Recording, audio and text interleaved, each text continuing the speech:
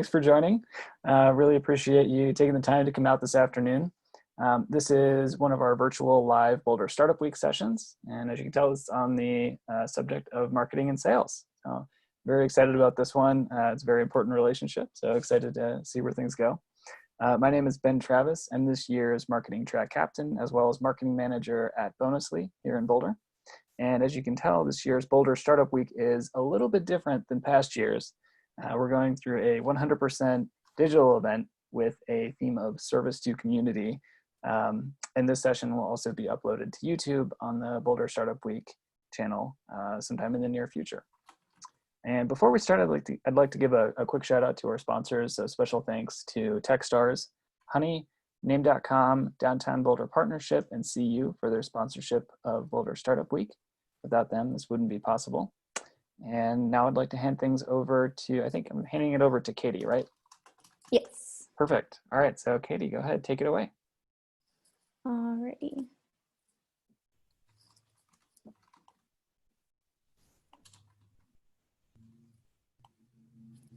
Okay, so again, thank you everyone for joining us today. And we're here to talk about marketing and sales, like Ben said, and are they friends or foes? Before we get started, I'd like everyone to know that you can message us through the chat. We would really like you to. And as Sean mentioned, to make sure that the # sign is to the attendees, and also, let's see, which other one was it? It should say, yeah, all panelists and attendees, because otherwise it just default goes to the panelists. Yep, so if you could do that, then everybody could see your responses and your questions. We would really appreciate that. So again, thank you everyone for attending, and we'll start off with our backgrounds. So my name is Katie Hackos, and I am a inbound sales representative for System 76. And I also have previous history in digital marketing and communications with Ball Corporation and Cafaro. Harris? Hello, good afternoon. My name is Harris. Right now I'm running my own business. I work with founders and small business owners on their go-to-market, but I really especially focus on sales. I've got a background in working for a number of different tech companies here in Colorado, and I also host a podcast with Sean, who is going to speak to what he does. And so, yeah, this is kind of part of our podcast called Hello Blink Show, where we help people start businesses and then really focus on how to grow those businesses. Yeah, so I'm Sean. I'm living a bit of a lie because I'm not actually in Boulder any longer. I'm in New Orleans. I used to live in Boulder for about 5 years. I worked for SparkFun up in Niwot, and I started off as an engineer and transitioned over to doing more marketing stuff, a lot of video content production, a lot of inbound marketing, learned a bit about that, and now I'm running my own business to both create content for other companies as well as assist them with marketing. And as Harris mentioned, we run a podcast together, which is why we're doing this and hopefully helping everyone get some information about marketing and sales. So let's continue.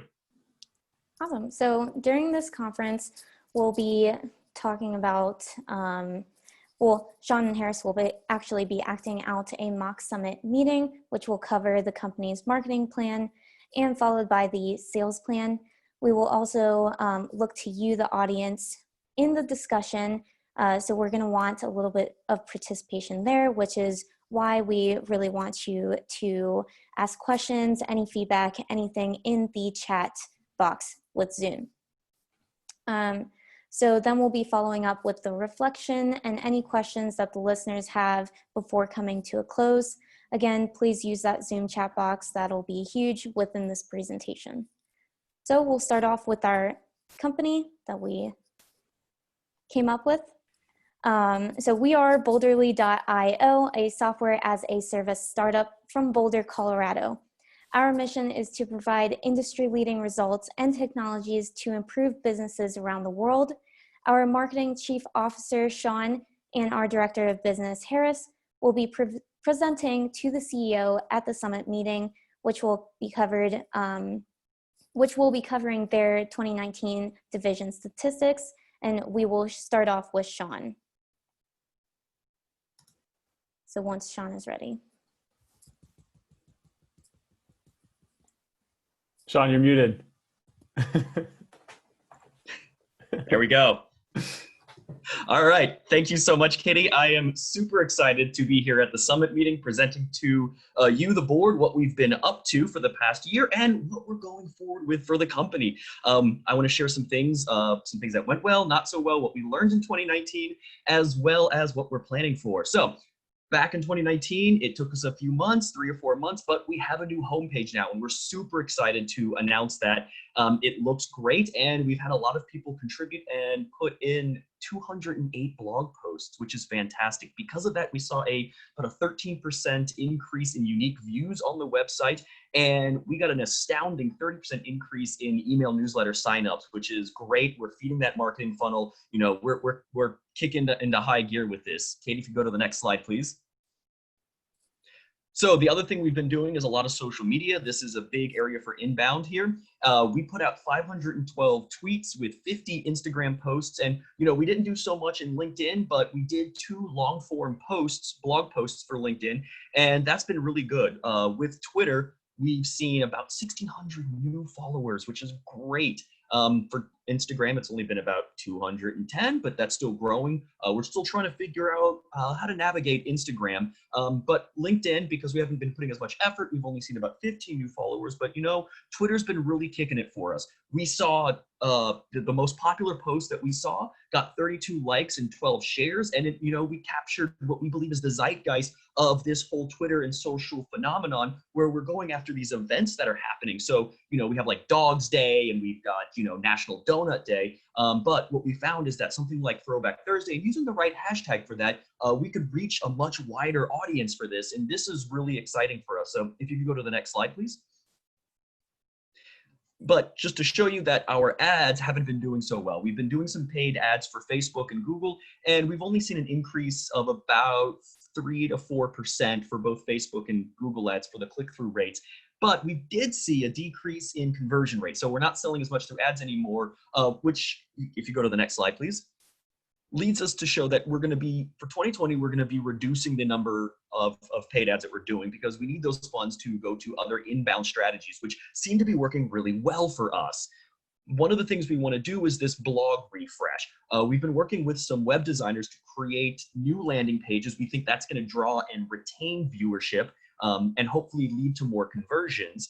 And we're also going to be contracting with some blog writers to create more blogs, because that seems to be working well. You know, everybody, you know, cranked it, did, you know, an extra 10 hours a week to put out those blogs, and we think we can do more if we just expand our workforce and get a bit of a force multiplier going on in there. The next thing we did is the next thing we want to do for 2020 is capture more emails. We want to get that click-through rate up, and we want to get more people's emails so we can put them in their newsletter, because that's been really working well for us. So the thing we're going to do is be more explicit in our call to actions. We're going to have site pop-ups, and we're going to be doing some opt-out forms when people are going through the checkout process. Finally, the other thing is that we want to, as I mentioned, we saw a lot of these trends and events. We want to boost those. We want to do paid for a lot of these tweets and Instagram posts that are going out, and we're creating a calendar for these events. Like I said, like you know, Siblings Day or National Donut Day. We want to make sure we have these things lined up so that we can really capture these trends and get in front of more audiences. And finally, back in October, I came back from Content Marketing World. One of the best talks I saw there is they're talking about how video and live content is really the new frontier. You know, it's been growing, and we need to be doing more video and live. So I'm happy to announce that in 2020, my department will be hiring a videographer full-time to do YouTube and live social media presence. Excited about this, and it should be really good. Next slide, please. So the other big thing is we've been working with a graphic designer. We want to announce our new font. We are going to be working over the next couple of months to update everything in the blog, everything on the landing page and home pages with this new font. We believe that it really captures what Boulderly stands for, and it's this bold refresh that we think is going to inspire people and get them to stay on the pages and really engage with us. So with that, I'm going to turn it over back to Harris. Hey folks, I'm in the sales state of mind. I'm getting ready for the sales retreat. I'm going to get into our numbers and what's going on. So you'll have to pardon, I'm going to put my parrot on the side here. Okay, didn't have a lot of time to work on this deck. You know, we're busy over in sales. We're talking to lots of prospects. So I threw some memes in here and some simple text. Let's jump right into it.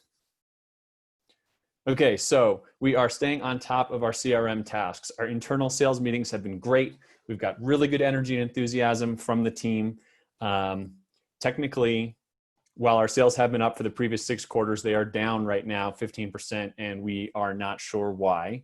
There is some seasonality, maybe the current events are affecting things. We don't really have a great answer for sort of what's going on in the first 5 months of the year here, but we are definitely going to make up for it. We're going to be putting up really big numbers in quarter 3 and quarter 4. We just need to hustle for it. And I'm going to talk about some of the things that are questionable in terms of how we're going to get there. Next slide, please. So we have not tried. We've talked about outbound. We haven't tried it yet. The team is not sure about it. We're worried about coming across as annoying or pushy. But I keep telling them to work on it. Now, I will say I personally do not have the bandwidth to do outbound between, the stuff I'm working on LinkedIn, building my brand there. And I've been listening to a lot of Gary Vee podcasts to kind of get in the mindset. I don't have the time for outbound, but I'm telling the team that they should be doing that. So I'm hoping that they're going to get to that soon. From a partner's perspective, they're definitely not carrying their weight. A lot of uncertainty. I think maybe we just give them some better margins. Maybe if we really incentivize them. So that's my big plan. I've got another request for finance that I'm going to get to in a second, but I think if we just kind of sweeten the pot for our partners, that would be really good. Next slide, please. Okay, inbound, a little bit of a mixed bag. So we're getting lots of new leads from Instagram. All these social campaigns are working really well. But the problem is that they're all just reaching out wanting merch from these social giveaways and having a hard time kind of connecting that with the sales conversations. But we're busy and we know it's just a numbers game. So we just need to keep having these conversations. Now, sometimes for the ones that are qualified, main 2 pieces of feedback we're getting from them is that prices are too high. So my other request for finance, I mentioned before, can we run a discount or a promo? I think if we cut the price, we can make up for it in volume for sure. And then they're just hearing a lot that the product isn't competitive. They're coming in, they're talking about features, and I just don't think we have the features that we need. So maybe we could try to push some through to spice things up a little bit from the product team, from engineering. That would be awesome. And next slide, please. Okay, and then lastly, I want to motivate the team here. Seems like we're working harder than everybody else. Everybody's looking at the sales numbers, but there's no numbers for other parts of the company. We're working really, really hard. I will say that the sales cycle for our product is very, very long, and we have a hard time sort of identifying whether or not the reps' inputs and activities are really leading to those deals closing. So my proposal is that we should incentivize the reps and some ideas for how to really reward them. We've got cruise tickets. We've got potentially gift certificates for the restaurant in the office lobby. They do those like chicken sandwiches and stuff, or like bonus airline miles. I think we can just throw some really good incentives at the team. I want them to feel really, really, really motivated to try to hit their numbers. I think that's what we got to focus on. So that's the plan. Like I said, I think we're behind the 8 ball, but if we throw these things at it and we just kind of keep moving our feet forward, we're gonna have a good year here. And that's all I got.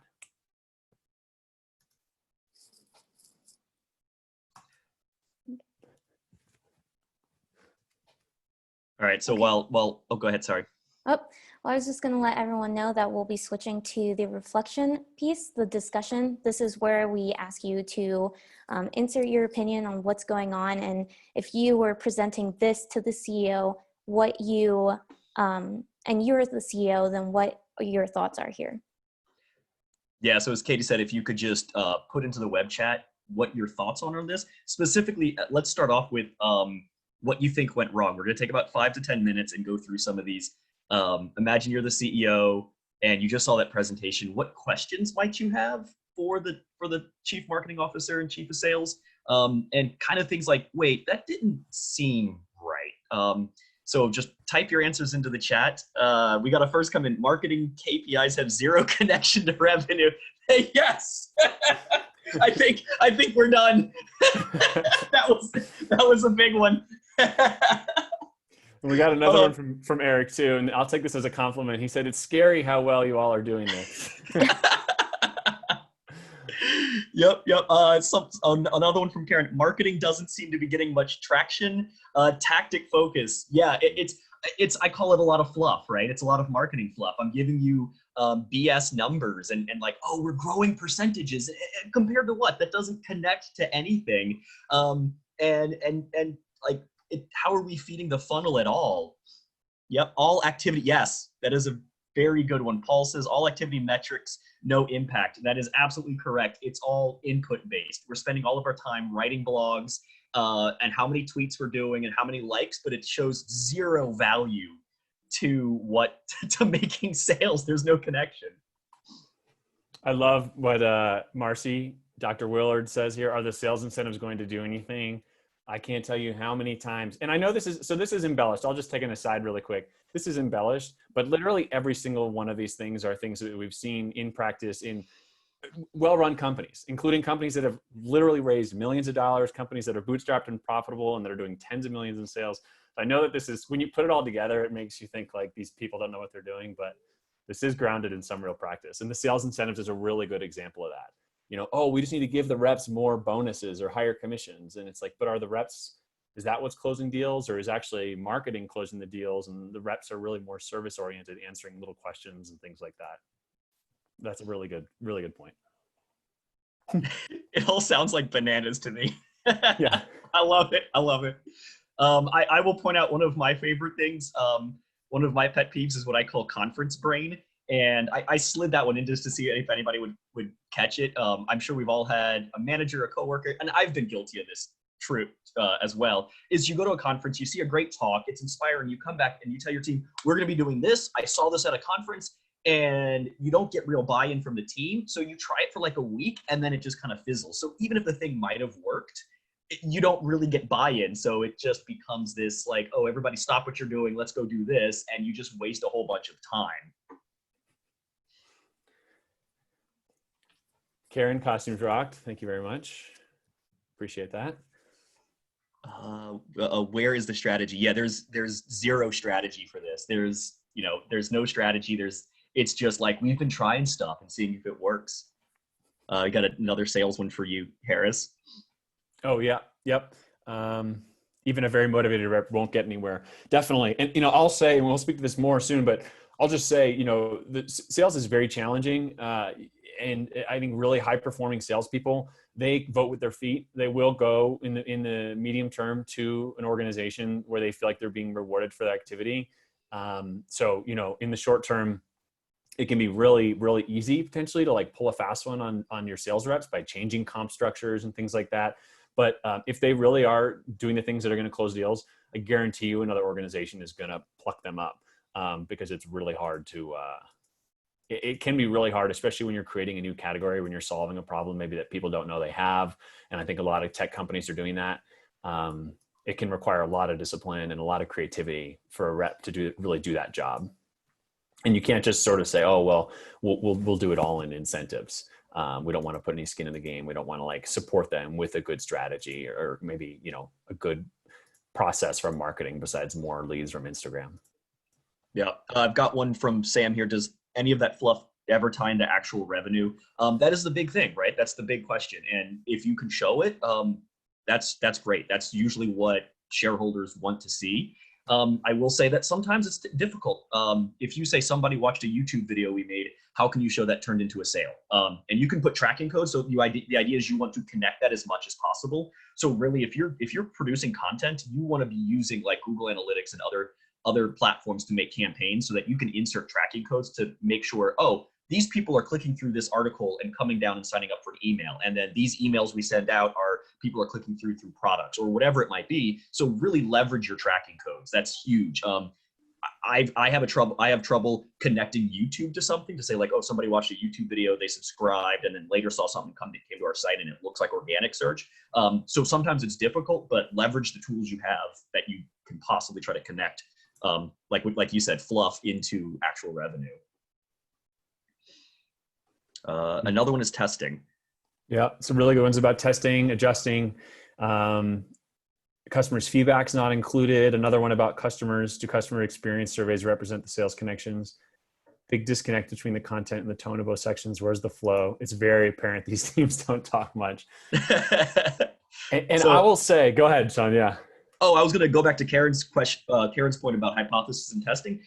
It's really quite amazing how much a marketing is a science. You create a hypothesis and you really want to test things. And to answer your question, we're not going to get into the specifics. We just don't have time for it. But we are going to, in just a minute, we're going to share some stories that talk about questioning questioning assumptions and hypotheses. But no, that's a fantastic point. You every time you create a thing for marketing, and probably for sales too, I'll let Harris speak to that, but you should always consider it an assumption and as a hypothesis, and you should test it. Things like tracking codes and A/B testing are going to be your tools of your trade to test your hypotheses. Unfortunately, we just don't have time to get into the specifics of that, but yes, that is where we're trying to go for that, is don't just say whatever sticks against the wall, really come up with a hypothesis and go, we're going to test this and see if it works. It's more scientific than you imagine, or in anybody who's just starting out, it is very scientific.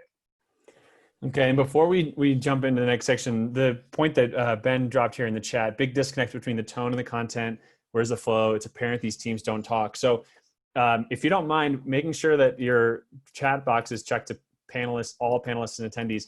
If you've ever worked in an organization, or if you know someone, if you know of a friend, perhaps this isn't you, who's worked in an organization where it seemed like sales and marketing did not talk to each other, that in fact that there was friction between those two teams. If you've ever witnessed that or heard of that, maybe you saw about it once on Twitter, just drop like a +1 or a yes, or I've seen that, I've heard that before. Because if nobody's seen that, then we can just talk about the ways that these teams work together for the rest of our time. Eric Host says, this condition is called round canoe syndrome. Okay, which Yeah, I'm not familiar with that one too. So that is a good one. Right now, I already love it. Going nowhere in a round canoe. Have you ever felt like the team is in a round canoe where everyone is rowing really hard, but the boat mostly spins in circles and goes nowhere? If you have, this is a telltale sign of a misaligned team, and it might be a good case of round canoe syndrome. Oh my gosh, amazing. And the images for this are even better. Oh, I'm gonna have to image search that later. But we got to continue to the next section here. Okay, we're getting some affirmation. Okay, so it doesn't seem like we're wasting our time here. People do feel like there's an issue here. Good.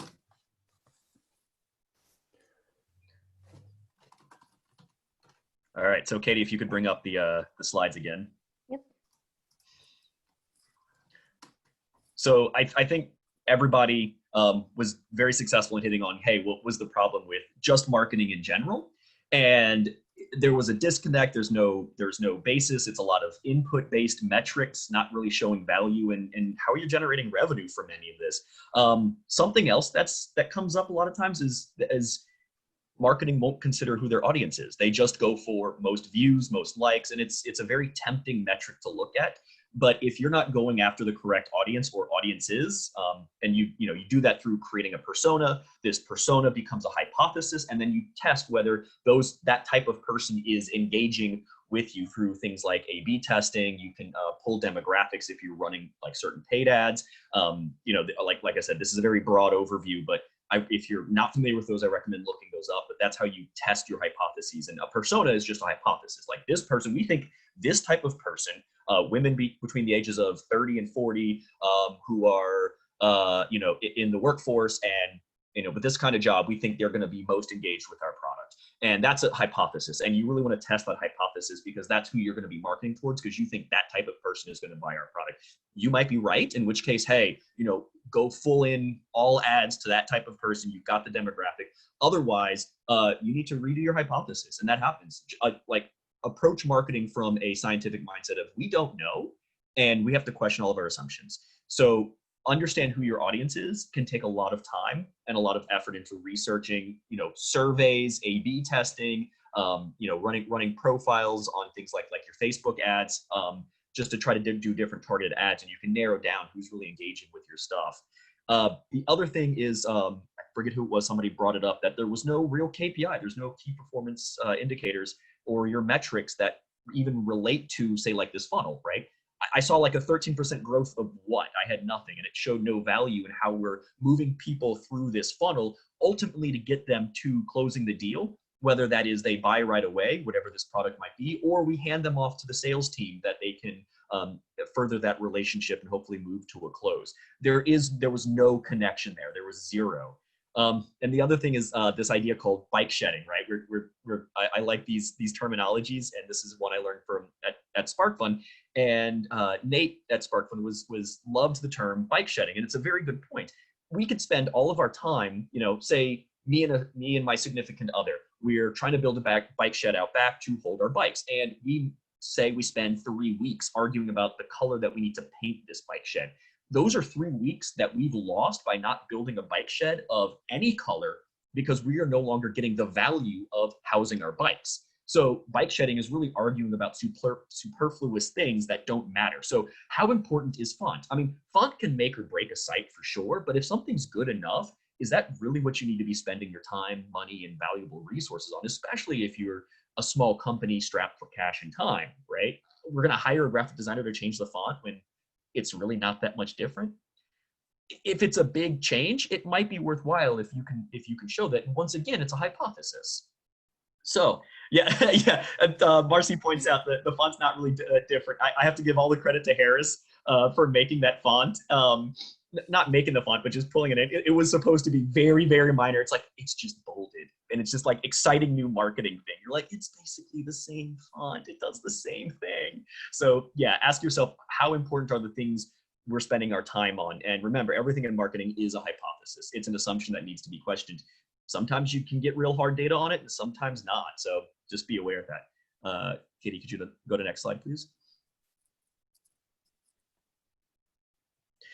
The last story I want to tell here before handing it off to Harris is this idea of the Pareto principle. And for anybody who's not familiar with it, the Pareto principle states that 80% of your value or 80% of your effects come from 20% of your inputs or efforts, basically. So, I could spend 20%, I can market to 20% of my customers and they provide us 80% with revenue.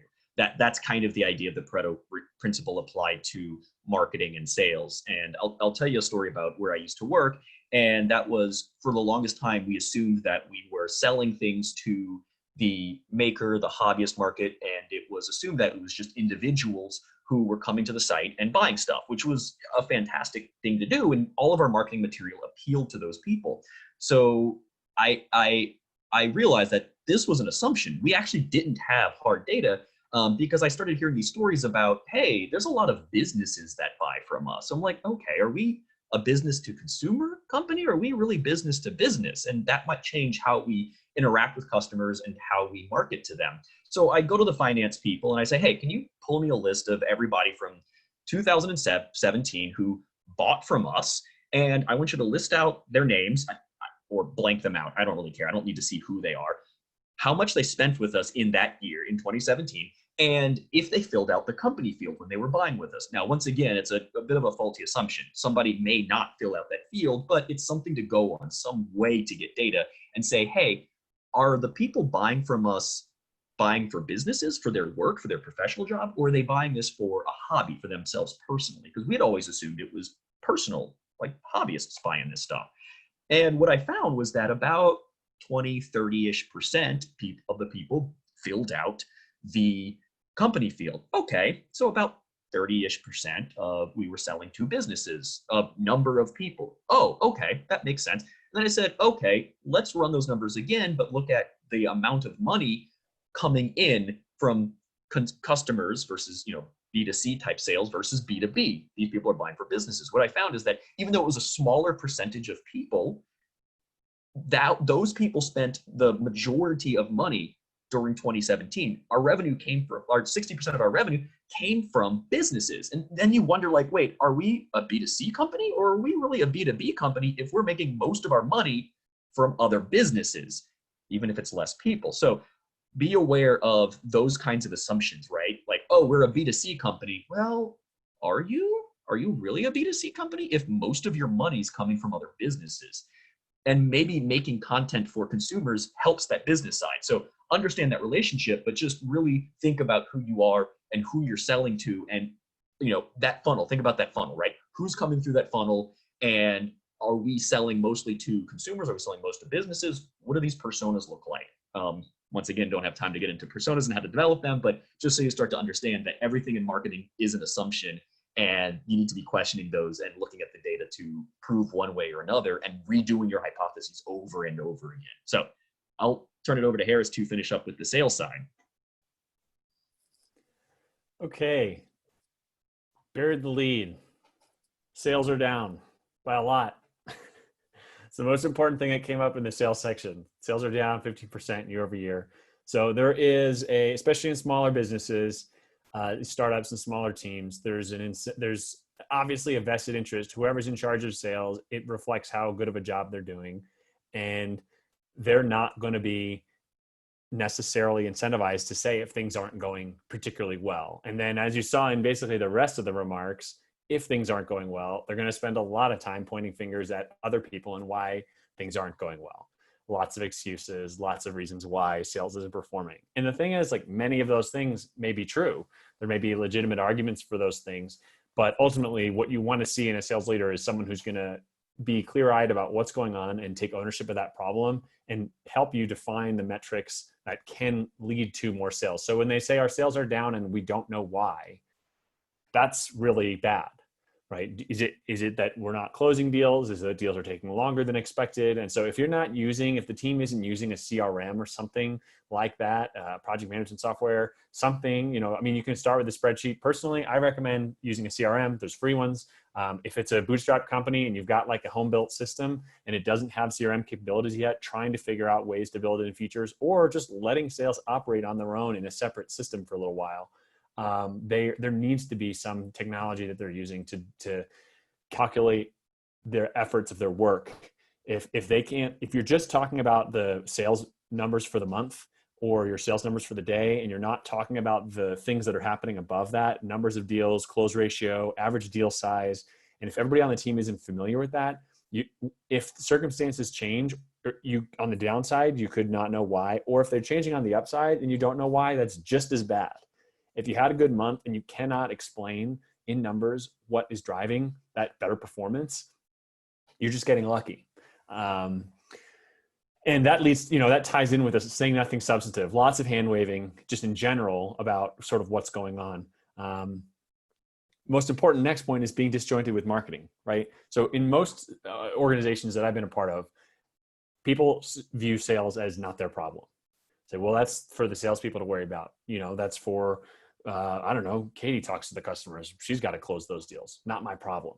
I think most people are afraid of sales. They have an aversion to it. They have negative associations with it.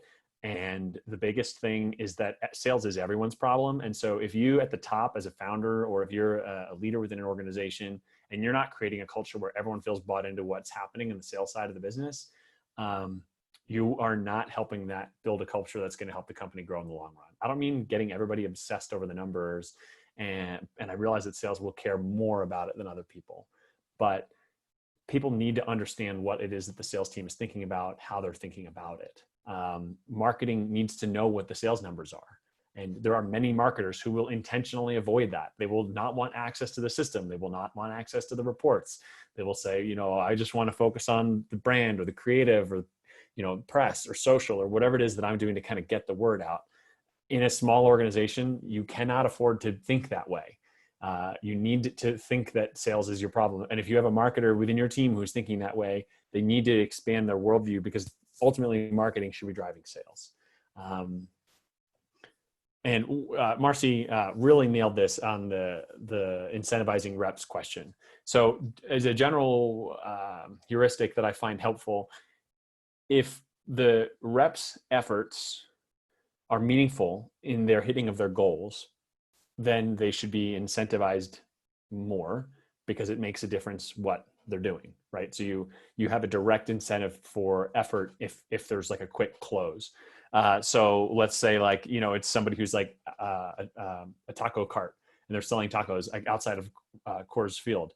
Like if they're smiling and engaged and talking to people, chances are they're probably going to sell more tacos. But if it's something that is like a very long sales cycle and it's more consultative and it's more about just like sort of generally being responsive and being available for customers, connecting them with maybe a sales engineer, white papers, links to code repositories if it's an open source product, then you want to think of your sales staff as more of like a professional staff, and you want to think about maybe other metrics outside of like quick turn. Because if you just incentivize them on quick turn and they feel like they're really, really working hard and they're not getting paid for that, it's going to be a formula for frustration. And as we were talking about earlier, eventually they're going to want to leave the organization because they're going to feel like they're putting a lot of work in. And even if deals are closing, if there's not a correlation between that effort and their compensation, they're going to leave. And you might think, look, sales is easy. I can find someone else to do it. That's fine. I mean, if that's the approach that you want to take from a management perspective, like, okay, that's a decision. But I think sales is a valuable activity. I think sales compensation should be thought of meaningfully, just like engineering compensation, tech support compensation, web developers and designers and things like that.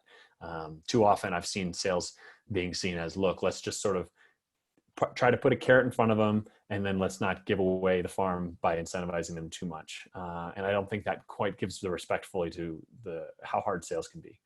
And then finally, a number of people mentioned this, total lack of customer focus, not talking about who's customers, who are the customers, what problems are we solving, and how can marketing find more people that share those problems. You know, I'm a big believer in gap selling.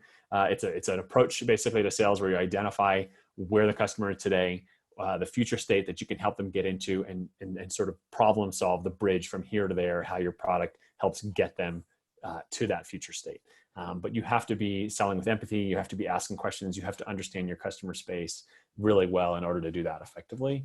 But it's about a lot more than just picking up the phone and getting pricing and hoping that they choose to buy your product, subscribe to your service, sign a contract, whatever it may be.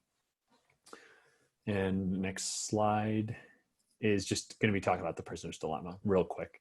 So if you're not familiar with this, I recommend looking it up online, but the general idea is, this is a little story. It's part of like game theory where there's two criminals that are arrested and there's not enough evidence to convict them.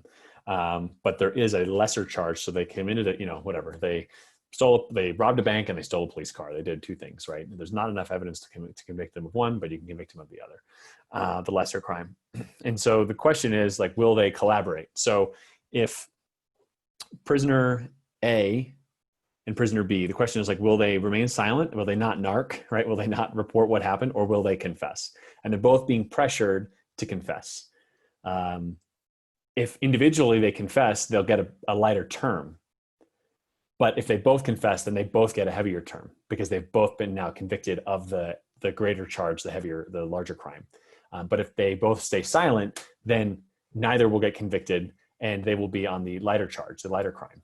So the question is, and we'll leave it to y'all to research and kind of connect the dots, but are sales and marketing incentivized to work together and end up in a higher space, or are they focusing on individually maximizing their KPIs, their metrics, their considerations? Do they live in a separate political world within your organization, or do they feel connected and that they have shared outcomes?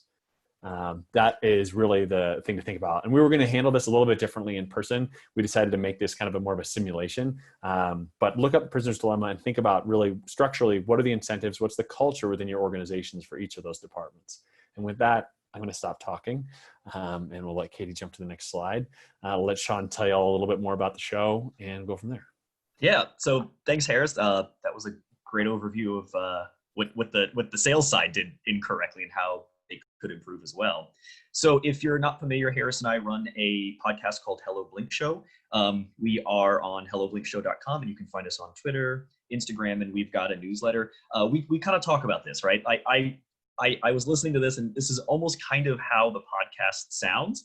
And Harris and I will banter back and forth. We'll come up with a topic for the week, and we've been bringing on a lot of guests in the show who have been through startups. They've created their own things, or maybe they work as like an evangelist or inbound marketer or something like that. We ask them their questions just to kind of get a feel and share their stories. So if you're interested in especially these tech bootstrapped, very small companies, that's what we're trying to focus on. But it's really in general sales and marketing with eye specifically on tech and small companies. So if you're interested, please check it out. HelloBlinkShow.com. Katie, if you could, next slide. Yeah, so Now we'll start off with questions. And Sean, I don't know if you want to go over the first question that we had about a little about that topic, the Pareto principle, since Marcy had that question in the chat. But if Yeah, if anybody has any other questions, just drop them in the chat because we'll be answering those. Yeah, so Marcy said she's good, but I just for the sake of the recording, I'll go over it. She was asking a clarification on the Pareto principle. The Pareto principle is very general. It's basically saying 80% of your benefits come from about 20% of your efforts. And the idea for marketing is to question who's driving your revenue. You might find that if you do some research, you might find that only 20% of your customers are giving you 80% of your revenue. And so why are you spending all your marketing efforts on the other 80% if you find that a certain type of persona is giving you a lot of money? So it's question your assumptions. And one thing I'll say on that is that, like, I've talked to many organizations who can't answer that question. They cannot answer in detail where their revenue specifically is coming from. And so, in Sean's case, he worked with finance department at that prior organization. For myself, in prior roles, I've worked with IT teams to help generate reports. Sales sometimes has been able to do it on its own. Marketing sometimes has been the keeper of certain types of information. Other times it's sort of nestled in a payment processing or an accounting solution like a QuickBooks. So if you can't answer that question out of the gate, then your first question is, who do I talk to try to figure out how to answer this? And, people talk about cost of acquiring customers and lifetime value customers as if it's very obvious, but I've seen that in practice, many organizations are not using those types of metrics on a regular basis. And I suspect, and I have found that many of them don't even know how to calculate them in the first place. So that's okay. Don't be embarrassed about it. But know that that type of information is available. And so you may need to just begin the process first of even figuring out how to answer it in the first place. Yeah, and customer lifetime value is one of those like nice theoretical things that you can never truly know because you're trying to predict out to infinity, and extrapolation ends in bad things from a mathematical sense. So a lot of marketing and a lot of sales research likes to focus on customer lifetime value, which is a fantastic metric, but measuring it in practice is nearly impossible. You can estimate it based on a number of tools. So if you've got current sales data, especially for like a subscription model, right? If you're a SaaS company, you've got a subscription and you know that like people pay X number of dollars per month. We have X, Y number of customers, and the average customer stays with us for 8 months, right? You can calculate your predicted lifetime customer value based on those numbers. But if you're selling widgets, it becomes a little tougher because it's hard to know like, oh, this type of person spends $5 with us on average, but then this type of person spends $400 with this or $1,000. So until you can get those personas and start grouping them, you can't really start figuring out how much they spend with this. And some customers might stay with you for the length of your company. So you gotta figure that out. It takes some number crunching, and really it's working with finance a lot of times to start pulling that data. So work with your finance department, start looking at where this money's coming from, to start trying to calculate that and figure it out. Like I said, it's going to be an estimate. The best you're going to do is an estimate on lifetime value. The last piece I want to mention is some of this takes time. If you start going into marketing research and you start trying to figure out who your personas really are, be prepared to spend a year or two. It takes time and research. So, yeah, and you may not have time to do that all perfectly, but the perfect can be the enemy of the good. And sometimes it's helpful to just get moving. I mean, Katie, we've worked together on a project of sort of like a remarketing type campaign for prior customers. And the process was a little manual in the beginning, but it worked. And it was a way to have more conversations with customers. And then the idea was in the long run, we could maybe do some more automation or learn from this. But in the short run, if you have a hypothesis, a marketing hypothesis, and sales can execute it, even if it's not perfect, it may be worth just kind of getting in motion, because the best way to bring money into your organization is customer financing, right? Selling product, getting money that's validated, someone out in the world saying, I would rather give you these dollars, pesos, Bitcoin, euro, than have them sit in my bank account because I think this is going to be better for me to do that than not. So recognize that too. I've seen that analysis paralysis or paralysis by analysis slow people down a lot. But there's a lot of benefit in moving quickly. And if you can move quickly to get money into your organization, you will then create this positive feedback loop where you can do more ambitious testing, more ambitious programs in the future. Yeah. And so Marcy's thanking us for how we did this to show that we did it wrong and then discuss the wrong ways. And I want to point out that, Harris and I are not above this by any means. I've fallen into this trap plenty of times, and it's really kind of showing our learning experiences from what we've seen and what we've done, right? I'm trying to be more focused in my content because a lot of my personal content does not reflect like a marketing funnel necessarily. And so really I'm trying to analyze my own content to develop this. And because I don't know, right? A lot of it for me is still throwing stuff out there and seeing what sticks. And I need to get better about it too. It's a learning experience. Like, I'm not perfect by any means. I agree. What would you say the most common mistake is of those that you mentioned today? Harris, what have you seen? A whole bunch. I mean, most common for me for sure is people outside of sales feeling like sales is not their problem. And if sales is not going well for long enough, it is everyone's problem. And, so yeah, for me, that's definitely the case. And I think that comes from two things, an aversion to sales in general, and sort of not really understanding what it is that sales means, thinking of it's like used car salesman kind of thing. Or just feeling like that it literally isn't their problem. Like, oh, that's not for me to worry about. That's like someone else's job, and not connecting that if sales is not executing. And I realize in a venture-backed startup, maybe that's different than a bootstrap company. Maybe your metrics are different, but ultimately even venture-backed companies with a 5-year runway still have sales metrics they have to hit. So for me, it's people outside of sales feeling like sales is not their problem. And I guess, and Sam followed up, which one of these do you think is the most damaging? To me, I would say it's the same thing.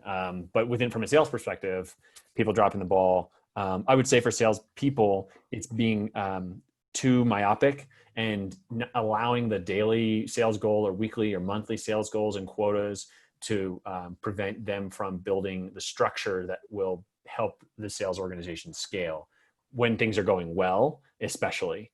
Because when things go poorly, you're just not going to have time to configure the CRM or to do that type of work. And so if you just take that bounty period, that harvest period, and you just sort of like gorge away and you don't think about reinvesting, you're going to wish you had tools, that you had invested in tools when thin times come.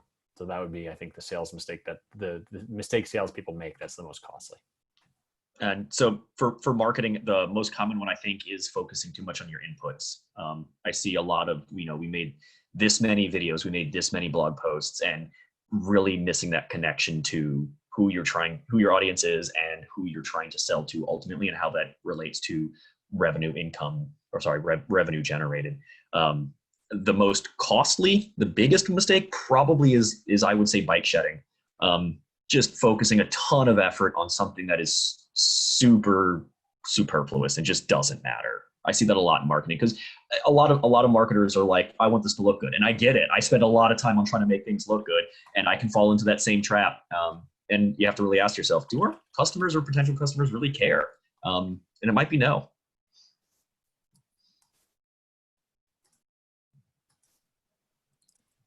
Yeah, Right. I can agree with both of your inputs. I think from even a young professional standpoint, you can see that within management. I've worked at larger companies and as well as smaller companies, and it's still present. You can see it with the management, and even something as small as marketing doesn't necessarily say anything about sales to the whole entire team within team meetups and such.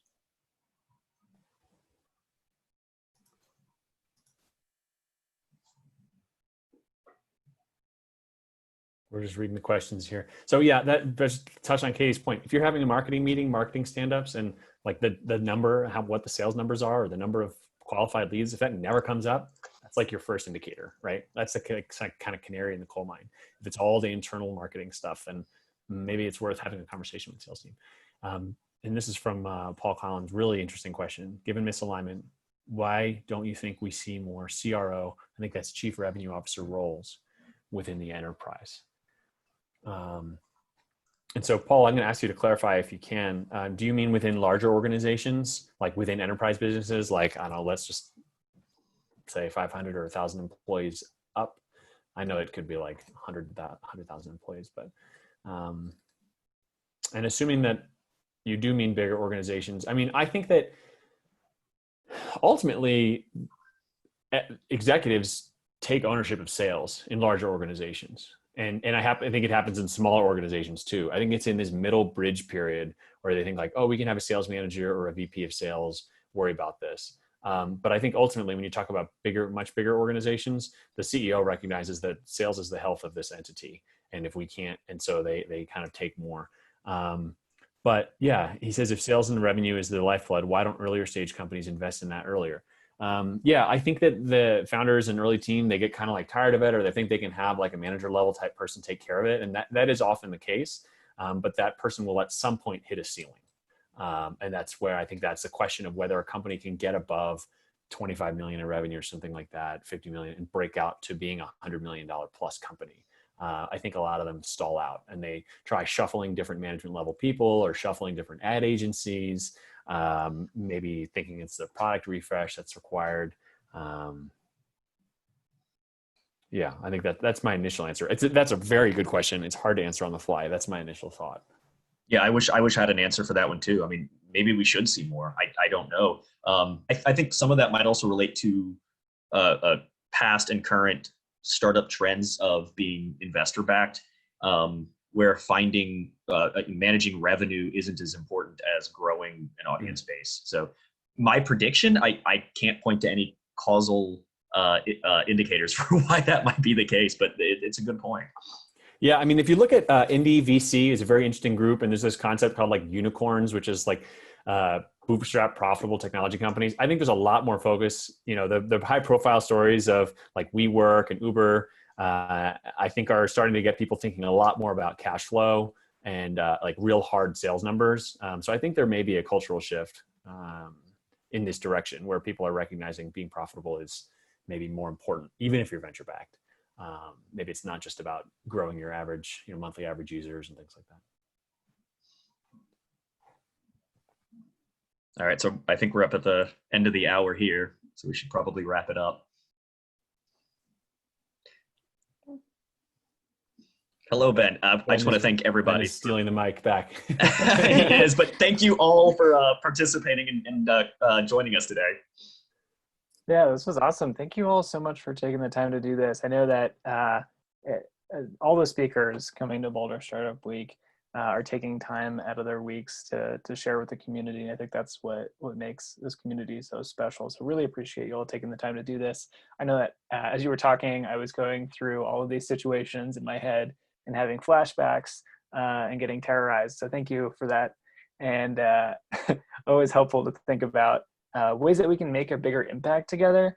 I know that having those conversations within marketing and sales is sometimes, I guess, starting that can be uncomfortable if there's not really that precedent before, but having this kind of knowledge and being able to understand ways that you can work better together. Kind of like you mentioned with the prisoner's dilemma, like what are some ways that we can kind of break down the barriers that are kind of traditionally there. So that was really helpful to think about. And then of course, looking forward to listening to the Hello Blink show. So thank you all so much for joining. So Sean, Harris, Katie, for taking the time to do this today. And also for all the attendees, thank you for joining in, especially everyone who wrote in the chat. I think even though we can't have this as an in-person session, being able to have this interactivity over video chat is a good second. Awesome. Thank you. We'll have to put a trigger warning at the beginning of the presentation next time. Exactly. Awesome. Well, thank you all so much and have a great afternoon. Yeah. You too. Bye, everyone. Bye.